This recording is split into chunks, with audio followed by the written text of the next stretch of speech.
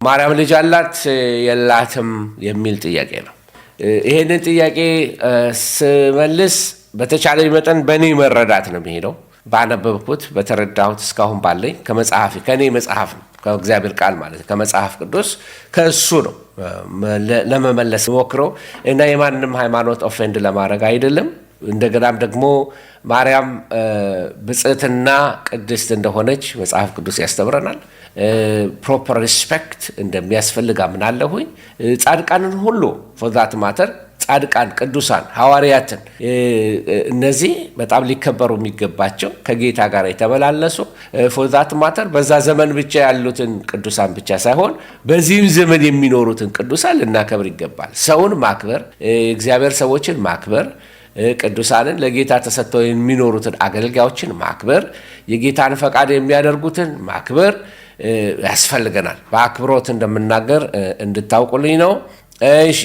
እና የኢየሱስ ክርስቶስ ወንድሞች በተለያየ የመጽሐፍ ቅዱስ ውስጥ ሲጠቀሱ ትመለከታላችሁ። አንዳንድ ጥቅሶች ሰጣችኋለሁ።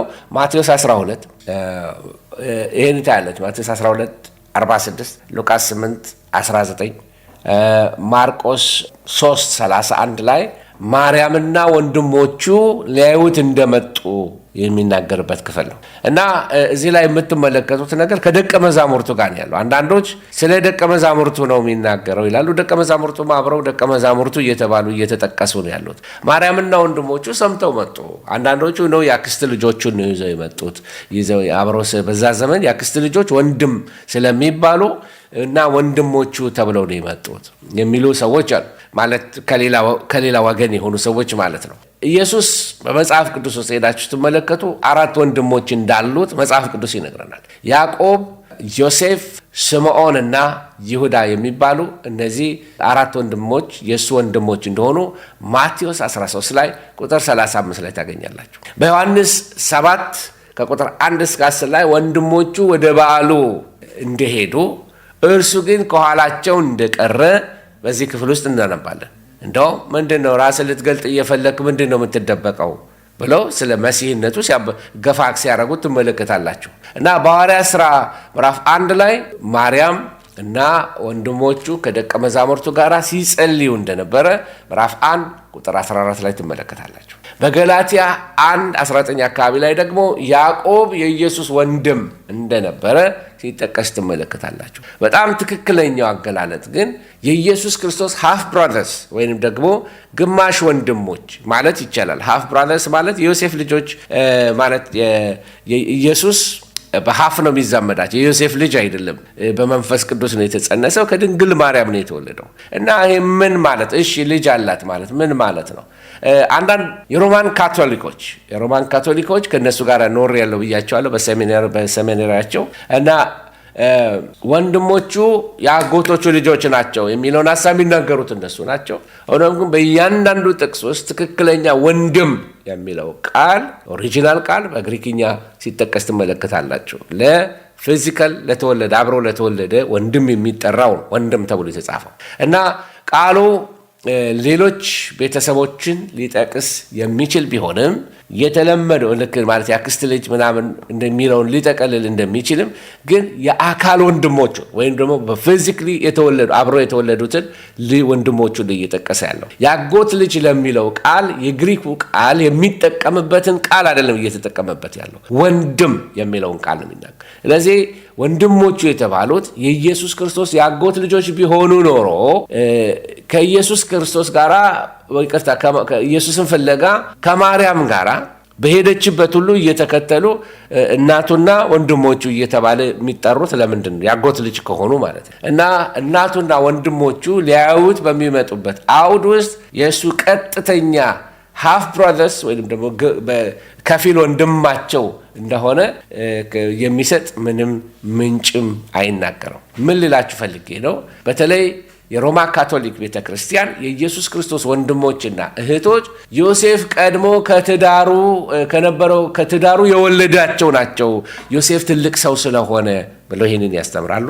እና አንዳንዶቹ በካቶሊክ ቤተክርስቲያን እንደሚናገሩት ዮሴፍ ከማርያም በዕድሜ ይበልጣል እና ከዚህ የተነሳ ከእሷ በፊት ከድንግል ማርያም በፊት ጋብቻ ነበረው እና ብዙ ልጆች ነበሩት። ከሚስቶቹም ውጪ ብቻውን ነበር። እንደዚህ አይነቱ የበለጠ ራሱ የዮሴፍን ጻድቅነት የሚያወርዱ ክርክሮች ይሆናሉ እና አነሰሰሪ የሆነ ነገር መናገሩ አስፈላጊ የለም። ቢብሊካል ኤቪደንስ የለንም እና እኛም ደግሞ ፔንቴኮስታሎች ዘለን ሄደን ብዙ መናገር ስንችል ዘለን በማርያም ኢሹ ላይ ነው ግሮሮ ለግሮሮ የምንተናነቀው። እነሱም እኛን የሚያውቁን በዛ ነው። ከዚህ በፊት አንድ ወንድሜ ስለ ማሪዮሎጂ የሚባል ትምህርት ያስተምር ነበረ። ማሪዮሎጂ ባይትሰልፍ በጣም ሲሪየስ የሆነ ችግር ያለበት በውስጡ ብዙ መንፍቅና ያለበት ትምህርት ነው። ስነ ማርያም የሚባል ሁሉን ነገር ከማርያም ጋር የሚያያይዝ በመጽሐፍ ቅዱስ ውስጥ የተጻፉትን በሴት ጾታ የተጠሩትን ሴት ስሞች በሙሉ ከድንግል ማርያም ጋር የሚያያይዙ አስተምህሮቶች አሉ። መጽሐፍ ቅዱስ አይደለም። ይሄ ስንኩል የሆነ የመጽሐፍ ቅዱስ መረዳት እንደሆነ ላሳያችሁ ፈልጋለሁ እና ዮሴፍ ማርያምን ከማግባቱ በፊት 6 ልጆች ከነበሩት ለምንድን ነው ማርያምና ዮሴፍ ወደ ቤተልሔም ሲሄዱ አብረው ያልተጠቀሱት? ቀላል ጥያቄ። ወይ ደግሞ ወደ ግብፅ ሲወርዱ ለምን አልተጠቀሱም እነዚህ ልጆች? ከናዝሬት ሲመለሱ ደግሞ ለምንድን ነው ያልተጠቀሱት? እነዚህን ጥያቄዎች መጠየቅ ብዙ ወደ መልስ ያመጣናልና አንዳንድ ጊዜ ለመልስና ዲፌንድ ለማድረግ ብለን የምናመጣቸው ተመልሰው ወጥመድ ውስጥ ይከቱናል እና መጽሐፍ ቅዱስ ካላለ አላለም። እና እንደኔ አስተያየት እንግዲህ መጽሐፍ የሚነግርን ኢየሱስ ክርስቶስ ወንድሞችና እህቶች የሉትም የሚለውን ነገር መቃወም መጽሐፍ ቅዱስን መቃወም ይሆንብናል። ስለዚህ ድንግል ማርያም የበኩር ልጇን እስክትወልድ ድረስ ወይም ማርያም እስክትወልድ ድረስ ዮሴፍ አያውቃትም ነበረ። ምን ማለት ነው? ከእሷ ጋር እንደ ባል አብሯት አልተኛም። ትክክል ነው፣ መጽሐፍ ቅዱሳዊ ነው። ስለዚህ ኢየሱስ ወንድሞችና እህቶች ነበሩት። የማርያምና የዮሴፍ ልጆች የነበሩ ሃፍ ብራዘርስ ወይንም ደግሞ በግማሽ የሚዛመዱት ነበሩ። ስለዚህ ይሄ ምንም የማያጨቃጭቅ የእግዚአብሔር እውነት ነው። ይህን ስንናገር ግን በሬቨረንስ በአክብሮት ሊሆን ይገባል። እኔ ኢየሱስን ብሆን ኖሮ እናቴን ዲስሪስፔክት ብታረጋት አልወድም። እንደዛ አርገን በስጋም እንደዛ ብናስብ መልካም ነው። ማርያምን ዲስሪስፔክት ማድረግ መንፈሳዊነት አይደለም። ማርያምን ሪስፔክት የምናደርጋት ለምንድን ነው? ተመልከቱ፣ እኛ መንፈስ ቅዱስ ተሞልተናል አይደለም? ጥሩ፣ መንፈስ ቅዱስ ተሞልተናል። ድንግል ማርያም ግን የእግዚአብሔር መንፈስ ጸሎባት በውስጧ ልጅን እንድትጸንስ አድርጓታል። መለኮታዊ የሆነ ነገር በእሷ እንዲያርፍ ሆኗል። በጣም ትልቅ አገልግሎት ወደ ምድር ላይ ካመጡ ሴቶች አንዷ ናት። ትልቅ አገልግሎት ድነታችንን በቃ የእግዚአብሔርን አጀንዳ ለኤተርኒቲ ሲጠበቅ የነበረው መሲሁ በእሷ እንዲወለድ እግዚአብሔር ያዘጋጃል። ከሴቶች ሁሉ የተባረከች የተመረጠች ብፅዕት ናት። ብለስድ ናት መጽሐፍ እንደሚያስተምረን። ስለዚህ ይህንን የማያጨቃጭቅ የእግዚአብሔር እውነት ይዘን እና ማርያምን ለምን አትሰግድላትም ካልን እሱ ሌላ ትምህርት ነው። ለማርያም የማንሰግድለት ምክንያት አለን። ሪስፔክት ግን እናረጋታለን። ምናረጋት እንዴት ነው? ልጇን ስናከብር እሱ የሚላችሁን አድርጉ ስላለችን። ስለዚህ ኢየሱስ የሚለንን እናደርጋለን። እሷንም ቃል እያከበርን ማለት ነው። እና አንዳንድ ጊዜ ደግሞ ሰይጣን በማርያም ስም የሚሰራው ስራዎች አሉ።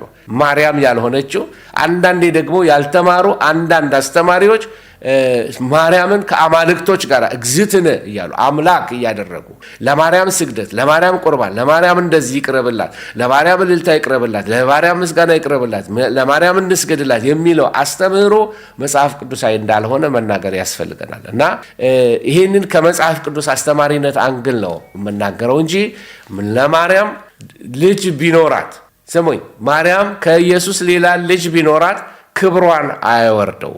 ልድገመው፣ ማርያም ከኢየሱስ ሌላ ልጅ ቢኖራት፣ ልጆች ቢኖራት፣ እናት ብትሆን ክብሯን አያወርደው። ምክንያቱስ ኢየሱስ በእሷ በኩል ተወልዷል። ስለዚህ ብፅዕት ናት፣ የተባረከች ናት ከማለት ውጪ አልፈን ሄደን ለማርያም አንሰግድም። ማርያምን አምላክ ናት ብለን አንሰግድም። ወይንም ደግሞ የማይገባ አምልኮዊ ነገሮችን አናመጣም። አንዳንዴ በማርያም ስም ሰይጣን ያስገባው ትምህርቶች አሉ። አጓጉል ለምስሎቿ መስገድ፣ ለተለያየ ነገር ማድረግ፣ የተለያየ የማርያም ስሞችን እየቀላቀሉ ሌላ አስተምህሮ መፍጠር መጽሐፍ ቅዱሳዊ አይደለም። ስለዚህ በእግዚአብሔር ፊት ያስጠይቀናል እና ልንጠነቀቅ ያስፈልገናል እና በተለይ በእግዚአብሔር ፊት የጸደቀች ብፅዕት የሆነች ሴት እናት፣ የኢየሱስ እናት የተለየ አምልኮ አምልኩኝ አላለችም። ሐዋርያት አላመለኳትም። ሐዋርያት አልሰገዱላትም። ይህንን እውነት በትክክል እንረዳ ያስፈልገናል እና ይህንን አስተምህሮ ደግሞ በፍቅር በመከባበር ያለንን ኦፒኒየን እንሰጣለን። አልቀበል ካሉን ደግሞ ምንም ማድረግ አይቻልም። በጠብ በማንጓጠጥ አይደለም። ሪስፔክትፉል እንሆን እና ሌላውን ወንጌል እንዳይሰሙን እንዳናረጋቸው በአክብሮት ባለው መንገድ እንደኔ እንግዲህ የማርያም ልጅ ቢኖራትም ክብሯን አያዋርደውም። ማርያም የከበረች እናት ናት። ትውልድ ሁሉ ብጽዕት ናት። ብጽዕት ማለት የተባረከ ብለሽድ ናት። ማካሪዮስ የተባረከች ናት ማለት ነው። በቃ የተባረከች ናት። ኢየሱስን ወደዚህ ዓለም በእሷ መንገድ ጌታ ስላመጣልን። ስለዚህ ሌላ አይነት ዶክትሪን ቆልልን ጻድቅ እናትን ከኢቫንጀሊካል ለመለየት ከወንጌል እውነት ልናርቃት አይገባም። የጌታ ልጅ ናት። በመንፈስ ቅዱስ የተሞላች ናት። ቤተ ክርስቲያን ውስጥ የነበረች ከቅዱሳን ጋር አብራ ያገለገለች የተከበረች እናት ናት። ስለዚህ ልጆች አሏት የላትም፣ ክብሯን አያወርደውም፣ አይቀንሰውም። ይህንን በዚህ እንስማማና ይሄ ማለቂያ የሌለውን ይህን ይላል። ተጨማሪ ነገሮች የሚጨምሩትን ነገሮች ጫር ነው ያደረኩት እንጂ ሙሉ ቪዲዮ መስራት ይቻላል እና ከቶፕ ኦፍ ማይ ማይንድ ልመልስ በሚል ነው እና ሪስፔክትፉል ግን እንሁን፣ ኦፌንድ አናድርጋቸው፣ ለወንጌል እንቅፋት እንዳንፈጠር ብዬ ነው። የስ እንደ ማንኛውም ሰው ማርያም ሞታለች አርጋለች የሚባለው መጽሐፍ ቅዱሳዊ ያልሆነውን ሀሳብ እንተወዋለን። ሰው ሊያከብራት ሲፈልግ የሚጨማምረው ነገር አለ። ግን ያ ነገር ማርያምን አያከብራትም። ማርያምን የሚያከብራት ልጇን ስናከብር ነው። ማርያምን ብጽዕት እንደሆነች ደስ የሚያሰኛት ለልጇ ለኢየሱስ ስንሰግድ ነው እንጂ ማርያምን ዲስሬስፔክት የሚያደርገው ሰው ማርያምን አከብራለሁ የሚል ሰው ሳያስበው ማርያም ያላረገችውን አደረገች፣ ያልሰራችውን ሰራች። አሁን ለምሳሌ ማርያም የወርቅ ጫማ ነበራት እንደዚህ የሚል አፈ ታሪኮችን ከአዋልድ መጽሐፎች ላይ ታነባላችሁ። እና ማርያም መጽሐፍ እንደሚናገረው ኢየሱስ የተወለደው ከድሃ ቤተሰብ በግርግም ነው የተወለደው ኢየሱስ እንጂ ወርቅ ጫማ የነበራት አይደለችም። እና አንዳንድ ትርክቶችን በፍቅር እናስተምር ሄደን ደግሞ ብዙ ልንነግራቸው ሲገባ ዝም ብለን አንድ ነገር አንስተን ብቻ ዝም ብለን አንጠቅጥቀው ብዙ ልንነግረው የምንችል የእግዚአብሔር ፍቅር አለ እና መንፈስ ቅዱስ ወደ እውነት እንዲመራቸው መጸለይ ያስፈልጋል መጀመሪያ። እና ጌታ ፖሊሶች ወይንም ጠበቆቼ ያላለንም ምስክሮቼ ነው ያለን። ስለዚህ መሰናክል አናድርግ። እግዚአብሔር ይባርካችሁ። በዚህ ኤሪያ ላይ ምናልባት ማስተማር ካለብኝ ሙሉ ቪዲዮ ወደፊት ሰርቼ እለቃለሁ ብዬ አስባለሁ። እግዚአብሔር ይባርካችሁ።